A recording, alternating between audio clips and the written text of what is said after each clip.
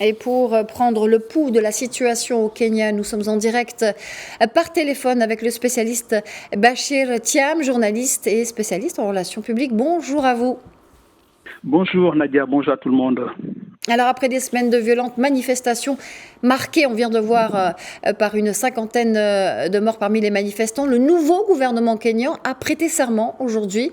Il a vu la reconduction de plusieurs ministres et la nomination de 4 figures de l'opposition. Quelle lecture pouvons-nous faire de cette nouvelle équipe gouvernementale au Kenya?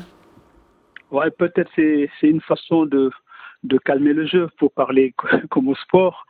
On est en période olympique, je pense que le président Ruto, on vous l'avait rappelé, il était vraiment sur la ligne de crête, parce que quand il s'est présenté en 2022 comme le porte-parole des plus défavorisés kenyans, ça n'a pas suffi parce que les manifestations meurtrières de ces derniers jours contre la politique économique qu'il a voulu mener tout de suite ont écorné son image aussi bien au Kenya que dans le monde, à l'étranger aussi.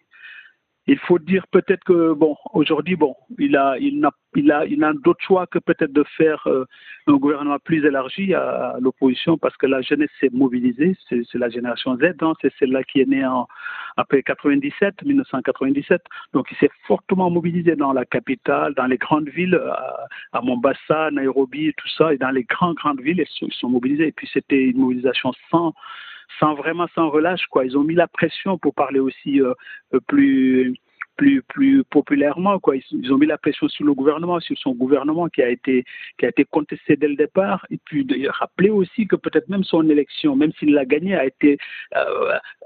a été quand même été difficile, hein, vraiment très serrée, voire même controversée par son opposant principal. Mais les urnes ont eu droit, ont parlé, et puis il a pris le pouvoir. Mais depuis le 25 juin, les rassemblements initialement qui étaient pacifiques, qui ont quand même pris un tournant violent à partir du 25 juin, lorsque les manifestants ont pris d'assaut le Parlement. Donc on s'est dit là, c'était peut-être plus possible de faire machine arrière.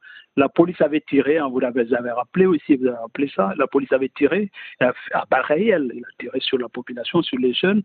Et certains observateurs parlent de 60 personnes tuées et beaucoup de disparus à ce jour. Donc tout ça a mobilisé aussi l'opinion internationale, l'Union européenne et puis l'ONU qui demandent aussi à faire la lumière sur les disparus et les morts. Donc aujourd'hui, il est confronté à cette difficulté de la rue.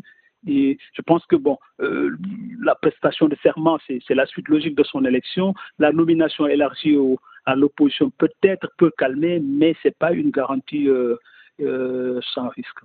C'est pas une garantie, en effet. Alors, la cérémonie de prestation de serment s'est déroulée à un moment où les jeunes, hein, à l'origine du mouvement de contestation dans le pays, ont appelé à une nouvelle journée de mobilisation, en effet, ce jeudi. Qu'est-ce que ça va changer? Peut-on s'attendre à une recrudescence de la violence cette fois-ci, malgré le discours du président Ruto, malgré l'intégration dans le gouvernement d'au moins 4 figures de l'opposition, d'après vous?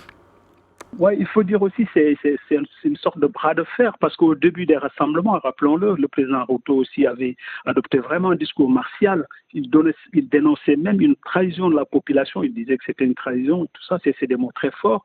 Il promettait aussi de réprimer les troubles à n'importe quel prix. Il avait dit, mais devant l'ampleur de la contestation, évidemment, il a fait machine arrière d'abord pour retirer le projet de budget, de revenir sur les projets économiques qu'il avait lancés. Et aujourd'hui, le recul est tout à fait plus net en enrôlant carrément des opposants, peut-être même des manifestants parmi ces opposants-là dans le nouveau gouvernement. Peut-être ça peut atténuer peut-être ça peut atténuer aussi les manifestations et les contestations, mais c'est pas une garantie encore de dire qu'à partir de maintenant, plus rien ne va bouger parce que je pense que la jeunesse a pris un peu le pouvoir, en tout cas la rue a pris le pouvoir. Et de ce fait, je ne pense pas qu'il va la lâcher tout de suite parce qu'il s'est dit, bon, s'il a fait machine arrière dans un premier temps, il pourra aussi reculer sur d'autres revendications, pourquoi pas. Donc c'est une sorte de bras de fer où chacun va tirer. Bon, le pouvoir finira peut-être par lâcher, sinon c'est tirer sur la population, ce qui n'est plus acceptable de nos jours. Il l'a fait et tout le monde l'a contesté. Il a reculé et je pense qu'il ne pourra plus repartir sur cette position-là en disant que je vais tirer sur la foule qui manifeste. Mais sinon, c'est de répondre vraiment à ces contestations, à leurs demandes, peut-être pas tout de suite, mais déjà en ouvrant le gouvernement à l'opposition et puis à ses opposants, dont parmi eux peut-être des manifestants, peut-être ça peut calmer le jeu pour le moment.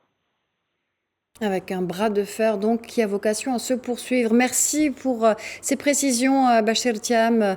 Merci d'avoir répondu à nos questions. Je rappelle que vous êtes journaliste et spécialiste en relations publiques.